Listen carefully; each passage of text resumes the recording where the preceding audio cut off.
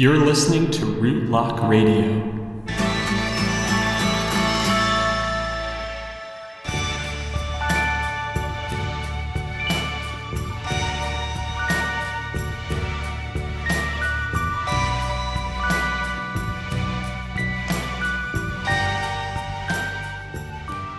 Hello and welcome to Rootlock Radio, a podcast for uncloaking, learning, and exploring the tarot cards. My name's Weston, I live in New York City, and I am your host. In episode 3, we began an in-depth exploration of the cards in the major arcana, and looked closely at the first leg of what we call the Fool's Journey. In today's episode, we'll continue this with the second leg. But before we do that, we're going to look at a way that conflict is resolved in the tarot, and see how this played out in those cards of the first leg of the Fool's Journey, where we found the individual battling with society to establish a sense of independence and individual agency over his life. Then we'll move on to the second leg of the Fool's Journey, where we see the same individual taking on the forces of the universe, which leads to a similar kind of resolution in which integration is more important than winning. And again, because there's so much in-depth information, I'm typing up some show notes and posting them on the Rootlock Tarot website. You can find those at rootlocktarot.com/podcast. After that, we'll introduce a tarot spread that helps with conflict resolution. So anytime you're having trouble with another person, this could be a helpful spread. I'd also like to point out that I've been posting on the Rootlock Tarot Instagram again. For a while, I'd been doing card of the day postings, but that got a little bit difficult to keep up with. But now I've set the intention to post a card for each full moon, new moon, the beginning of the month, the beginning of the season, and stuff like that. So please follow me. My handle is Rootlock Tarot on Instagram. That said, thank you so much for listening, and I hope you enjoy this episode of Rootlock Radio.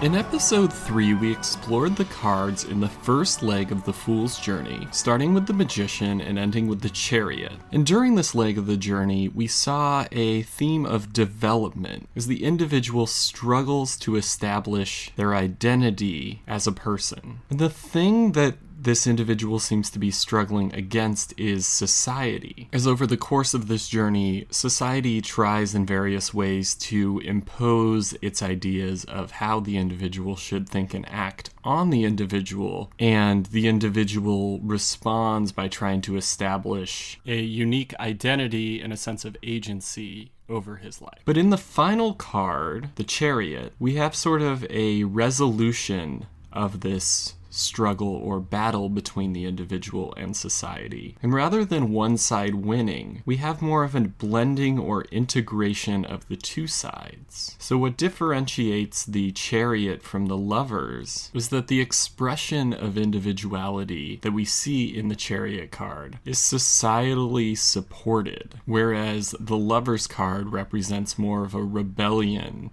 against society. And this is a style of conflict resolution that comes up again and again in the tarot. Thinking back to episode 2, when we talked about the balance between masculine and feminine energies in the major arcana, the resolution of this struggle between masculine and feminine that we see in the World card is actually just a balancing and blending of the two, which is the same thing we see in that Chariot card. We see the individual reaching a point where they can have independence and agency over their lives, but this is supported by society rather than a rebellion against society. As we move into the second leg of the journey, which represents the phase of adulthood, we'll also see a struggle between this individual and something outside of himself. The theme in this second leg of the journey is of refinement. So while in the first leg of the journey, the Fool is developing as a person and establishing who they are, in the second leg, the Fool is trying to refine his life to be exactly what he wants it to be. And this is the work of adulthood. And the battle we see in this second leg of the journey is over control of one's life. life. So instead of battling with society, the Fool is now sort of battling with greater forces in the universe that sometimes allow us to get what we want and sometimes don't. So let's take a look at those individual cards of the second leg of the Fool's journey.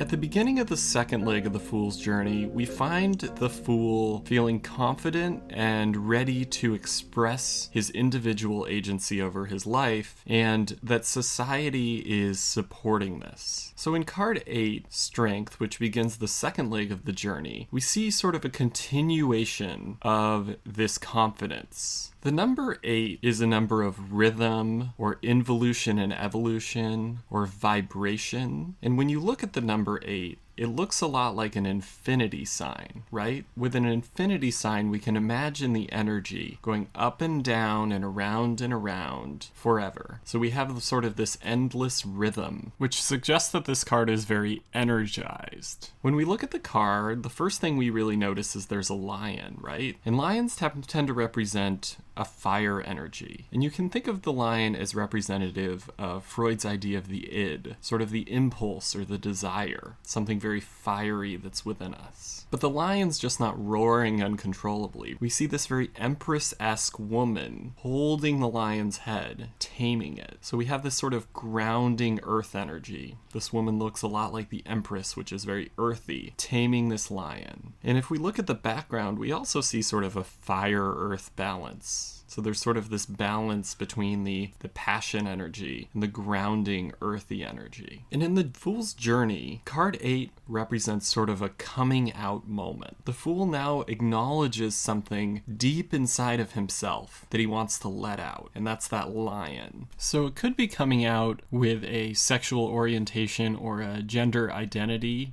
that people haven't expected of you. But it could also be some other form of passion, acknowledging what you want to do with your life, saying, hey, I'm a dancer, I'm an artist, or I want to be an accountant. Whatever stands deep inside of you that you want to let out, that people maybe wouldn't expect or know about if you didn't tell them. So when you pull card 8, Strength, in a reading, think of it as sort of a coming out moment, some sort of healthy release or acknowledgement of something inside yourself. You're no longer holding it down or letting it out in unhealthy or secretive ways. You're acknowledging it and figuring out how you're going to work with it in the world. And this sets the tone for this second leg of the Fool's journey. When we acknowledge our passion, we sort of set a plan to figure out how we're going to achieve what that passion drives us to do. And throughout this leg of the journey, we push towards that, but we'll also see that things begin to stand in our way, and we realize that we don't have total control over pursuing our passion. As we move into card 9, the Hermit, we have a sort of turning inward. The number 9 is a number of completion or attainment or fulfillment, but not in a way that you just close the book and put it aside. It's sort of like this completion then elevates us to the next stage. And when you look at the number 9 written out, you can kind of see this. We have a complete circle, but then there's a tail off of it. So it's like we've completed the circle, we've closed the circle, we've come to the end of whatever that circle represents, and then a tail dashes off of us,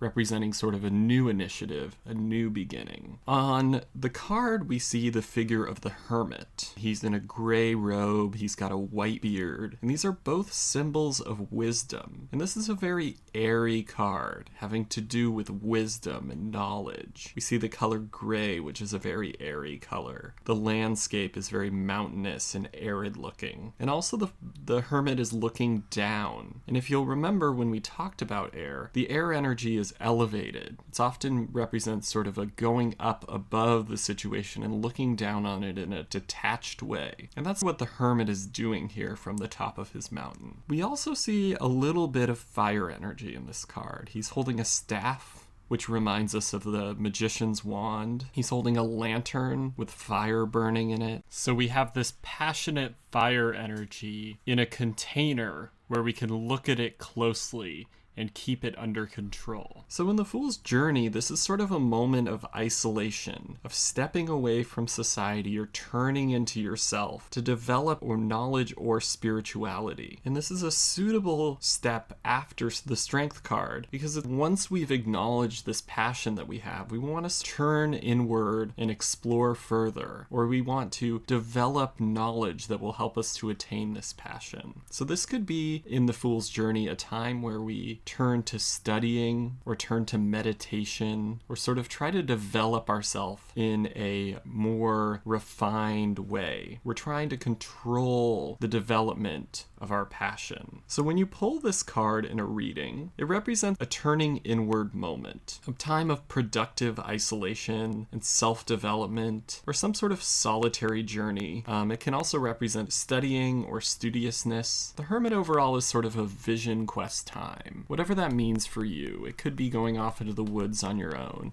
or it could be turning to meditation or studying and really refining your knowledge and your spirituality. Card 10 is the Wheel of Fortune, and with this card we're both entering into the double-digit numbers, and we're also entering the second half of the Fool's Journey. So we're halfway between the first card, which is the Fool, and the last card, which is the World. So this card represents a turning point, and you can divide the Fool's Journey into 3 legs, but another way to divide it is before and after the Wheel of Fortune. Now with the number 10, we're seeing a blending of the number 1 and the number 0. So if we remember, the number 1 is having to do with the individual, and the number 0 is having to do with God or the universe. What's happening here is sort of a clashing or confrontation between the individual and God or the universe. Now looking at this card, it looks pretty different from any of the cards we've seen before or any of the cards in the deck at all. There's a lot of different symbols on the card, and there aren't any human figures, which we're kind of used to seeing at this point. Now I'm not going to cover all of the symbology in the card because that's a lot to go into. And so once again, I'll refer you to Rachel Pollack's book, 78 Degrees of Wisdom, if you're interested in learning about the symbology in more detail. But I'll give you a quick overview just to satisfy you for now. The 4 animals and figures that we see in the 4 corners of the card represent the 4 fixed signs of the zodiac. So this is the Leo, Scorpio, Aquarius, and Taurus.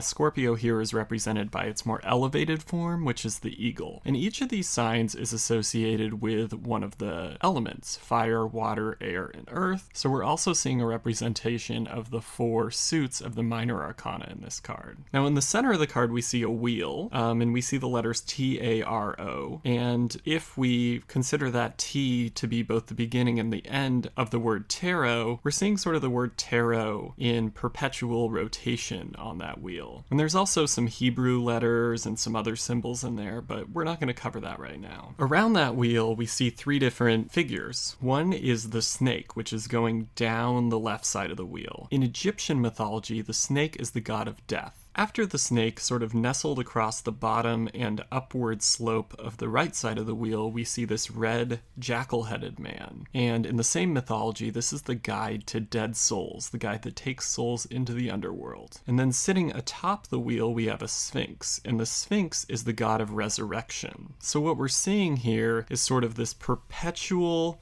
rotation of death and rebirth. And this is really what the Wheel of Fortune represents, is this constant death and rebirth cycle that happens in the universe. So what this says to us in the journey is that we're reaching a point where we're sort of carried by fate. No matter how much we want to control our lives and our direction, there are a lot of factors outside of our control that are playing into it. And in the end, though we have some control over where we go in the journey, we're also at the mercy of fate or destiny. So going back to this example of someone who decides they want to be a dancer in the strength card, perhaps this person is now auditioning for dance shows and constantly being rejected. Their particular dream that they had and that they were so certain of is now not being allowed to be realized by the universe. So the Wheel of Fortune is kind of telling us that we all have ups and downs, and that we're all working in a perpetual cycle. And the only thing that we can really rely on is that the wheel will keep turning. We're not going to stay in one place forever. And this is an important lesson because if we feel like we're stuck, that can be very discouraging.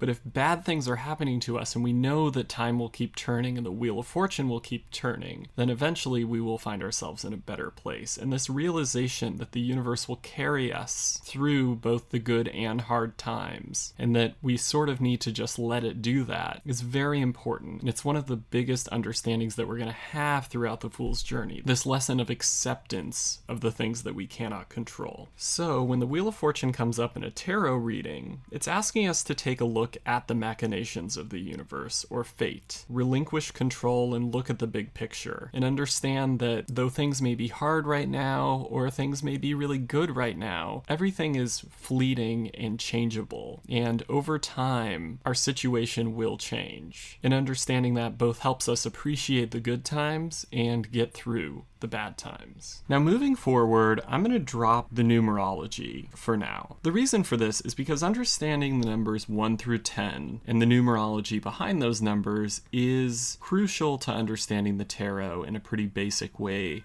because the numbers 1 through 10 also come up in the four suits of the minor arcana. But the numbers 11 through 21 are only present in the major arcana, and as we get into double-digit numbers, things get a little more complicated. So perhaps I'll revisit this in a later episode, but for now we're just going to continue with the Fool's Journey without the numerology aspect. So the next card is card number 11, which is Justice. And on this card, we see the figure of Lady Justice, which is a symbol of judicial systems. Lady Justice is typically depicted as having a sword and a scale and being blindfolded. Now, the figure of Lady Justice on this card doesn't have a blindfold on, probably because we want Justice to see clearly. Now, we also see an integration on this card for the first time of the symbology of the Magician card and the symbology of the High Priestess card. Remember, our ultimate goal in the major arcana is to blend those two energies, the masculine and feminine represented in those two cards. So after having this big realization in the Wheel of Fortune card, we sort of had this watershed moment of beginning to combine these two things in a real way. And we can see this in the imagery of the card. And we have the sword pointing up to the sky and the hand holding the scales pointing down to the ground, which echoes the way that the magician is holding the wand up to the sky and then his finger to the ground. This figure is also wearing a red robe, much like the magician, and we have a yellow background. But then, like the High Priestess, Lady Justice is seated and sitting between two columns, and there's a curtain hung between the two columns. So we're beginning to see a blending of these two energies, which is an integration of the fire and water energy. We're also seeing an introduction of a little bit of an air energy, which is depicting sort of a wisdom around all of this. So we have the stone columns, which is similar to what we see in the Emperor card, which is very airy. And the figure is seated between these columns, much like the Emperor. So we're seeing this blending of fire, water, energy with an air hanging over it. So what's happening for this card is that the experiences of the first half of the journey, right? Because we're moving into the second half. We're learning this lesson of acceptance and balance, in the sense that justice comes through no matter what. As we realize in the Wheel of Fortune that sometimes things don't go as planned, in the end, justice will prevail. In the course of the Fool's Journey, this is the moment of truth. This is the moment where things haven't gone as planned. You haven't gotten those dance shows that you auditioned for, but something even better comes along and it all makes sense.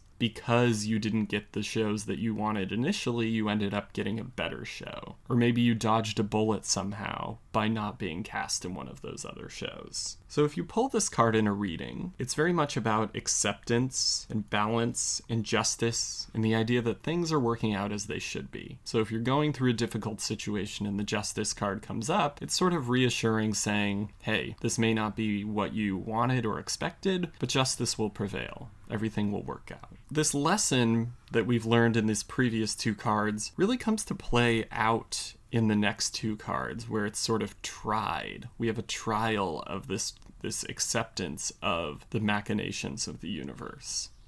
So in card 12, we have the Hanged Man. Now, this card kind of scares people sometimes when it first comes up, but it's actually a really pleasant card. And when we look at the card, we don't see a figure of someone hanging by their neck. It's not some sort of execution. It's a figure of a hanging man hanging by his foot, and his hands are tied behind his back. So what this is saying is that there's nothing he can do. There's no action he can take right now. But he's not going to die. He's just suspended at the moment. And when we look at his body, we see this combination of the fire and water energy that's starting to come together in the Justice card. He's wearing a blue shirt, which is very watery, and red pants and yellow shoes, which are fiery colors. And he also has this halo of enlightenment over him. There's this realization or this understanding, and it very much brings to mind the idea of mindfulness. What this halo is saying is that the lesson that was learned in the previous two cards is bringing him enlightenment in this moment where he's just suspended or hanging. So in the Fool's Journey, this is a time where maybe you're having to wait for something, and you find that maybe in the past you would have been very impatient and nervous and anxious about what's going to happen, but through what you've learned in the last couple of cards, you feel completely content just waiting. So maybe you're waiting to get into some sort of school program, and you know you're not going to hear back for a couple of months, and you're able to just sit with it patiently and contently. Maybe you are pregnant and you really feel like at some point in the past you would have been very anxious about the experience of birth and the experience of parenthood, but right now you're just able to sort of enjoy the moment and be content where you are, because you've come to accept the fact that there are things that are outside of your control and that you're in a time where you can't really take any action. You're able to just sort of sit back and relax and be mindful during this period of waiting. So if you pull this card in a reading, it usually denotes patience and enjoying or appreciating the process of waiting, sort of being hanging or suspended in a way that's not entirely unpleasant, because you have the resources to just enjoy this moment and to be mindful and in the moment. And compared to the Wheel of Fortune, this is the enactment of the lesson in the Wheel of Fortune. So when you pull the Wheel of Fortune, it's asking you to look at the big picture, whereas the Hanged Man is saying you already have these resources. The next card, card 13, is the card of Death. And this is another card that often draws kind of fear when it's drawn in a tarot reading, but it doesn't necessarily have to. When we look at this card, we see the figure of the Deathbringer. It's a human figure with a skull face and bone hands. He's in black armor, riding a horse that has white hair and red eyes, and skulls and crossbones on its collar. And then beneath this horseback Deathbringer, we see a fallen figure who we presume is dead. And then we see three different responses to the Deathbringer. One is this religious-looking figure that's praying, looking directly at death and praying. And then we have a woman that's turned away and seems to be maybe fainting. And then we have a figure of a child who's looking directly at the Deathbringer in awe. And then in the background, we have the sun setting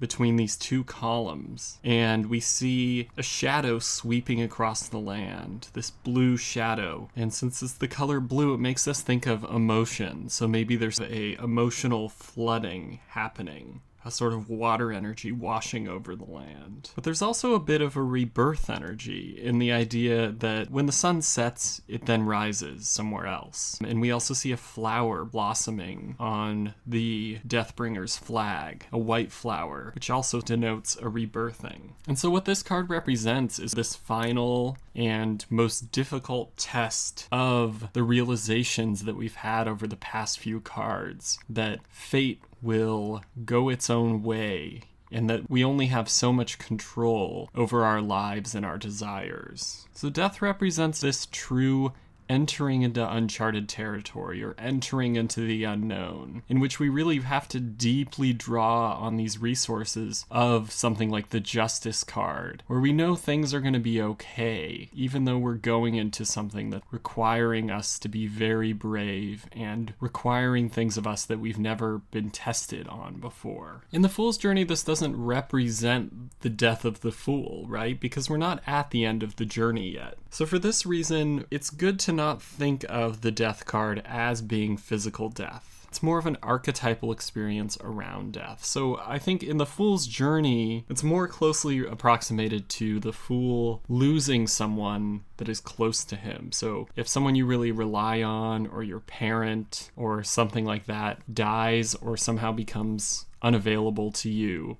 it's hard to imagine before it happens how you'll go on and what life will be like after the fact, because you're entering a completely unknown and uncharted territory. But what the death card and the tarot journey in general reminds us is that there is a light on the other side of that dark journey, and you'll get through it. And you can't know now what's on the other side, but you just have to trust in the natural process. And archetypally, that's sort of how you should face death, right? If you come to accept that you're entering something that's completely unknown, but that it happens to everyone, it's entirely natural, and that it's something that you just need to accept and go with. That's basically the lesson that the death card is trying to teach us. So when you draw death in a reading, you definitely don't want to read it as the fact that you or someone else is going to die. And I advise against ever looking at the death card in that way. Instead, the death card brings a story of transformation, or crossing over of some kind. So a situation where you're facing the unknown and entering uncharted territory, and you really don't know what you're entering into or what to expect. And it's asking you to be brave and to trust in the natural process, and to understand, as you did in the Justice card and the Hanged Man card, that although this is sort of a scary experience or a anxiety-inducing experience, that everything is going to work out in the end. And this brings us to the final card in this leg of the journey. Number 14, Temperance. And on this card, we see a serene angel draped in white with a halo of enlightenment around her. She's pouring water from one cup to another. And this symbolizes a taming of the emotional flow, or a containment of the water energy. So the Temperance card very much represents this newfound ability to regulate and contain one's emotions. And it's because of this death experience that we have the ability to do this. We see the blending of earth and water energies. She's got one foot in the water and one foot on the earth. And what this denotes is emotional stability, because water is emotion and earth is stability. We're seeing a hybrid of the High Priestess and the Empress card in the Temperance. So the High Priestess's meditative qualities and calmness and stillness combined with the sort of nurturing of the Empress. And we also see the sun rising over the mountains in the background. So it's almost like in this card we've gone to the other side. So the same sun that we're seeing setting in the Death card is the sun that's rising in the Temperance card. So we've crossed over and we're on the other side of that situation. So there's a rebirthing happening here. And we can see that too in the daffodils, which are spring flowers, and spring is the season of rebirth. And there's a very natural feel to this card. And remember that the death is that natural process that ultimately leads to an unknown but okay place. And that's where we are in this card. So Temperance very much represents this true and deep acceptance and trust of the machinations of the universe. And this can lead to emotional stability in a way that we haven't seen before in the Fool's Journey. So in the journey itself, this represents a peaceful time of acceptance. And a lot of times when people go through some sort of loss, there's a time of grieving, but after the grieving comes a newfound appreciation for life and the world and nature. And that's the moment that Temperance represents, is this acceptance and appreciation that we can gain from going into an unknown and scary situation and seeing just how things can work out in the end. So if you pull the Temperance card in a tarot reading, it represents an emotional stability, an acceptance, inner peace, or the idea of sort of being reborn in a more positive and stable way, or being one with earthly nature. So when we reach the end of the second leg of the Fool's Journey, we also see this struggle between the individual and what's outside of himself. So here, in this case, it's the universe, ending in a blending of the energies. So the Temperance card is representing this acceptance of our inability to control the factors that are outside of ourselves. And with this acceptance, we find ourselves ready to move on to the third and final leg of the Fool's Journey, which we'll cover in the next episode.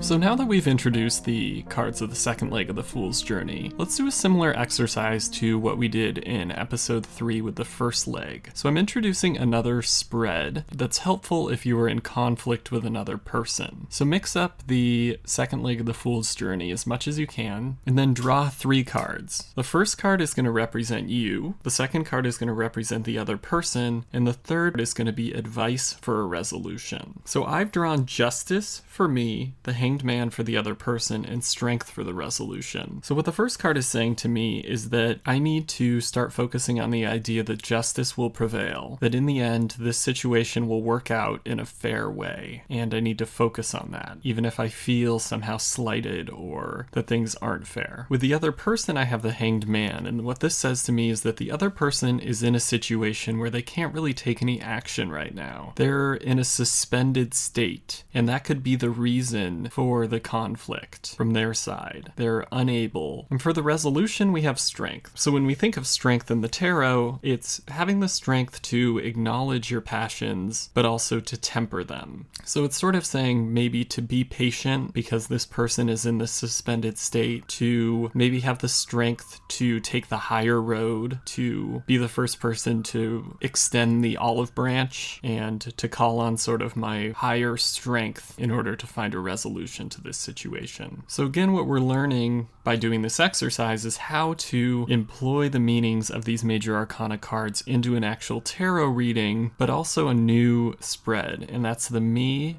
them, and the resolution spread, which is helpful in times of personal conflict.